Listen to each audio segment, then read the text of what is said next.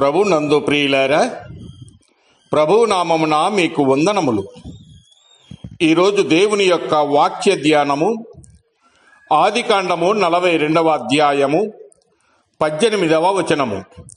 3వ దినమున యోసేపు వారిని చూసి, నేను దేవునికి భయపడువాడను, మీరు బ్రతుకున్నట్లు దీన్ని చేయుడి. దేవుడు ఈ మాటలు దీవించి ఆశీర్వదించునుగాక. గమనించండి ప్రియులారా, ఇది యోసేపు తనకు తానుగా చెప్పుకున్న మాట, తన బాల్య దినముల నుండి కలిగి ఉన్న సాక్ష్యము. సహజంగా యవన కాలంలో ఎవరు దేనికి భయపడక, మరి ముఖ్యముగా దేవుడంటే అసలు భయము లేని వారుగా ఉంటారు.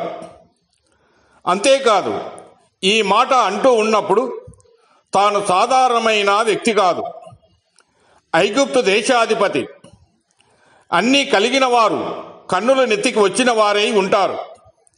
రోమీయులకు రాసిన పత్రిక 3వ అధ్యాయము 8వ వచనంలో వారి కన్నుల ఎదుట దేవుని భయము లేదని పౌలు వ్రాస్తూ ఉన్నాడు.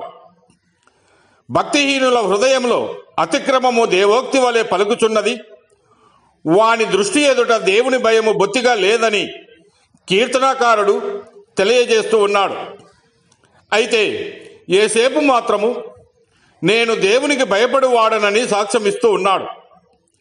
తాను దేవునికి భయపడు వాడనని మాటలతోనే సరిపెట్టువాడు కాదని, చేసి చూపెట్టేవాడని ఈ సంఘటన రుజువు చేస్తూ ఉంది. యోసేపును ఐగుప్తునికి తీసుకుని వచ్చినప్పుడు ఫరో యొక్క ఉద్యోగస్తుడును రాజ సంరక్షక సేనాధిపతియునైన పోతీఫరునను ఒక ఐగుప్తీయుడు అక్కడికి అతనిని తీసుకుని వచ్చిన ఇష్మాయేలీయుల యొద్ద అతనిని కొనెను. అటు తర్వాత అతని యజమానుని భార్య యోసేపు మీద కన్ను వేసి తనతో శయనించుమని చెప్పెను. కానీ అతడు ఆమెతో శయనించుటకైనను ఆమెతో ఉండుటకైనను ఆమె మాట విన్నవాడు కాదు. అట్లుండగా ఒకనాడు అతడు తన పని మీద ఇంటి లోపలికి వెళ్ళినప్పుడు ఇంటి మనుషులలో ఎవరునూ అక్కడ లేరు. అయితే అప్పుడు యోసేపు, నేనెట్లు ఇంత ఘోరమైన దుష్కార్యము చేసి దేవునికి విరోధముగా పాపము కట్టుకుందునని అతడు తన వస్త్రమును ఆమె చేతిలో విడిచిపెట్టి తప్పించుకొని పారిపోయాను. ఆ కార్యము ఘోరమైన దుష్కార్యమని, దేవునికి విరోధమైన పాపమని గ్రహించాడు. దుష్కార్యములు చేయకుండుటకు అతనిలో దేవుని భయము ఉన్నది. ప్రియులారా, నీవు దేవునికి భయపడి జీవించగలుగుతూ ఉన్నావా, లేక సులువుగా చుక్కులు ప్రతి పాపానికి ఆశపడుచున్నావా?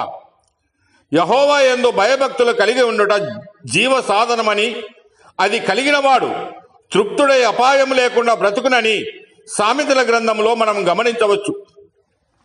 దేవుని భయము జీవించుటకు సాధనం.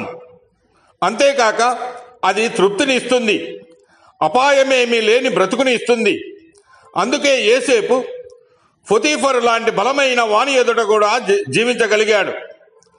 రాజై తృప్తికరమైన జీవితాన్ని జీవించి తన కుటుంబాన్ని కూడా తృప్తిపరచగలిగాడు. కీర్తనల 115వ కీర్తన 13వ వచనంలో పిన్నలనేమి పెద్దలనేమి తన యందు భయభక్తులు గల వారిని యెహోవా ఆశీర్వదించినని తెలియజేస్తూ ఉన్నాడు. మరి ప్రియమైన సహోదరి సహోదరుడా, నీవు కూడా దేవుని యందు భయమును భక్తిని కలిగి దుష్కార్యములకు దూరమై ఆశీర్వాదము పొందుము. దేవుడు మిమ్మల్ని దీవించి ఆశీర్వదించునుగాక.